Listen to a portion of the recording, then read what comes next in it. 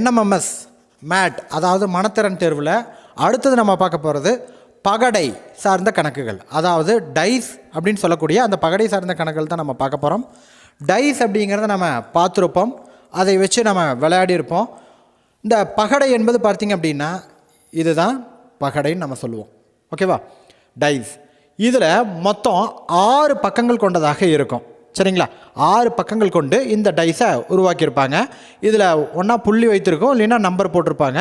எப்படி இருந்தாலும் மொத்தம் 6 பக்கங்கள் கொண்டதாகத்தான் இந்த டைஸ் ஆனது இருக்கும். பாருங்கள், 1, அடுத்தது 2, 3, அடுத்தது 4, அடுத்தது 5,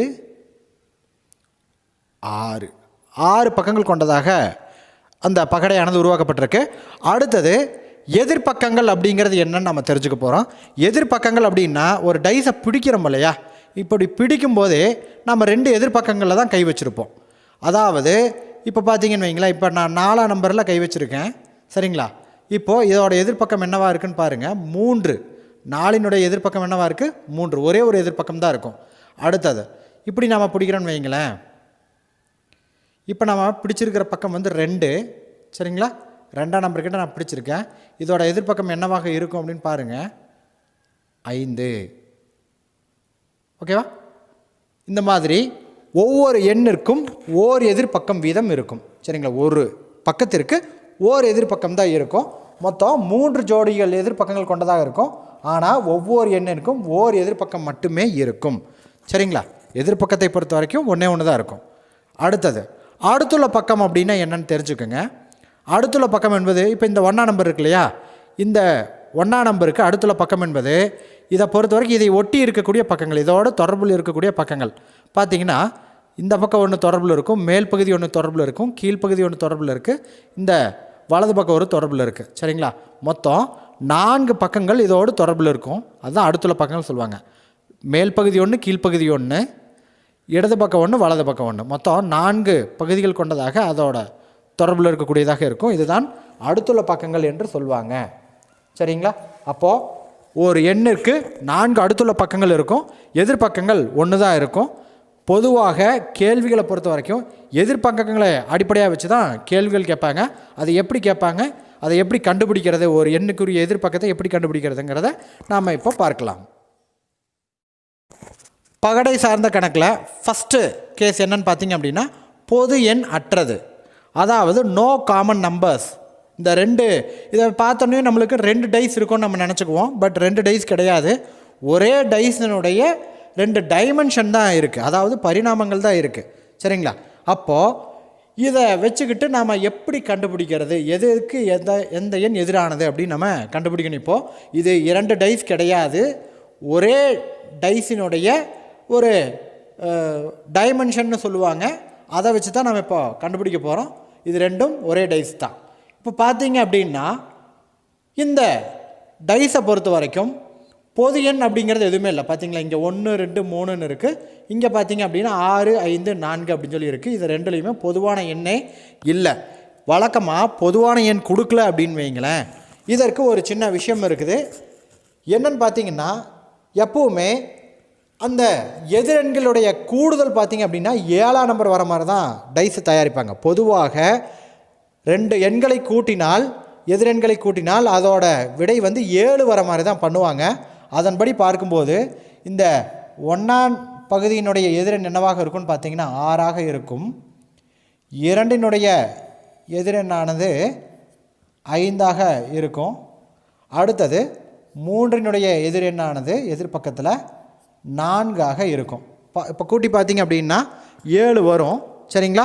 அப்போது 1க்கு எதிர்ப்புறம் 6ஆம் நம்பர் இருக்கும், 2னுடைய எதிர்பக்கத்தில் 5ஆம் நம்பர் இருக்கும், 3னுடைய எதிர்பக்கம் 4ஆம் நம்பர் இருக்கும். பட் இப்படி தான் இருந்தே ஆகணுன்ற அவசியத்தை நீங்கள் எதுக்கு மட்டும்தான் யூஸ் பண்ணணும், பொது எண் அற்றது, அதாவது நோ காமன் நம்பர்ஸ் அப்படின்னு சொல்லக்கூடிய இந்த ஒரு நிலைக்கு மட்டும்தான் நீங்கள் யூஸ் பண்ண முடியும். இதே விஷயத்தை எல்லா கணக்குகளுக்கும் நீங்கள் யூஸ் பண்ண முடியாது. இப்போது 2வது நிலை என்னன்னு பார்க்கலாம். அப்போ நீங்கள் இன்னும் டீட்டெயிலாக தெரிஞ்சுக்க முடியும். சரிங்களா? அடுத்தது ஓர் பொது எண் இருக்குது, ஒரே பக்கத்துலேயும் இருக்குது அப்படின்றது என்னன்னு பாருங்கள். இதுதான் நிலை 2.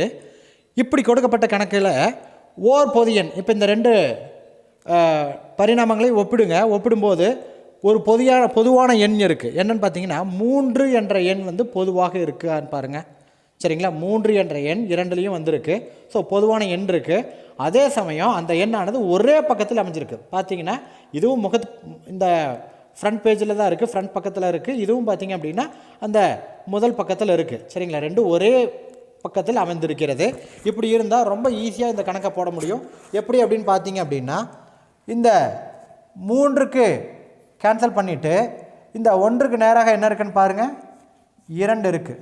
ஸோ இந்த 1னுடைய எதிரெண் எண்ணாக என்ன இருக்குன்னா 2 இருக்குதுன்னு அர்த்தம். சரிங்களா, 1க்கு எதிரெண்ணாக 2 அமைக்கப்பட்டிருக்கு.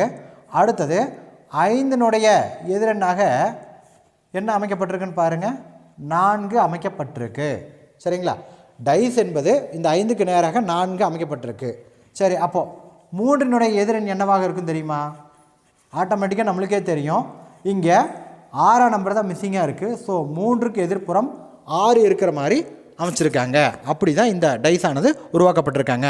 போன நிலையில் பார்த்திங்க அப்படின்னா 2 எதிர்களை கூட்டினால் 7 வரும்னு சொன்னேன். அதை பொறுத்த வரைக்கும் அது ஒரு காமனான விஷயம் மட்டும்தான். பொதுவான எண் இல்லாத போது தான் அந்த ட்ரிக்கை நீங்கள் யூஸ் பண்ண முடியும்.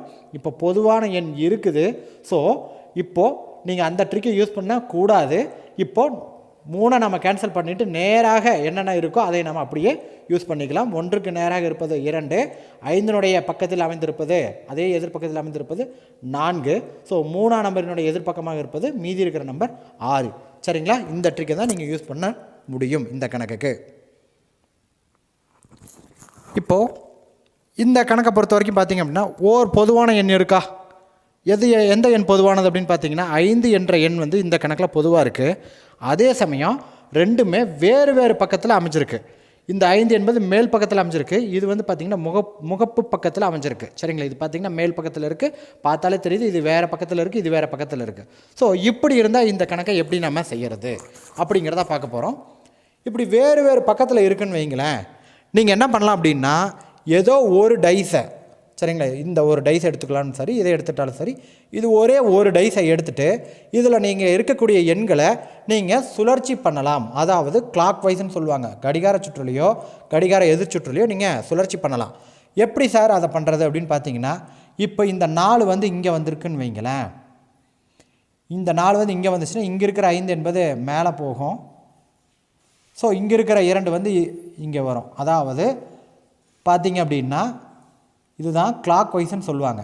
இந்த 4 இங்கே வந்திருக்கு, இங்கிருந்த 5 ஆனது மேலே போயிடுச்சு, அங்கிருந்த 2 ஆனது இந்த பக்கம் வந்திருக்கு. சரிங்களா, இப்போது என்ன ஆகுதுன்னு பார்த்தீங்க அப்படின்னா,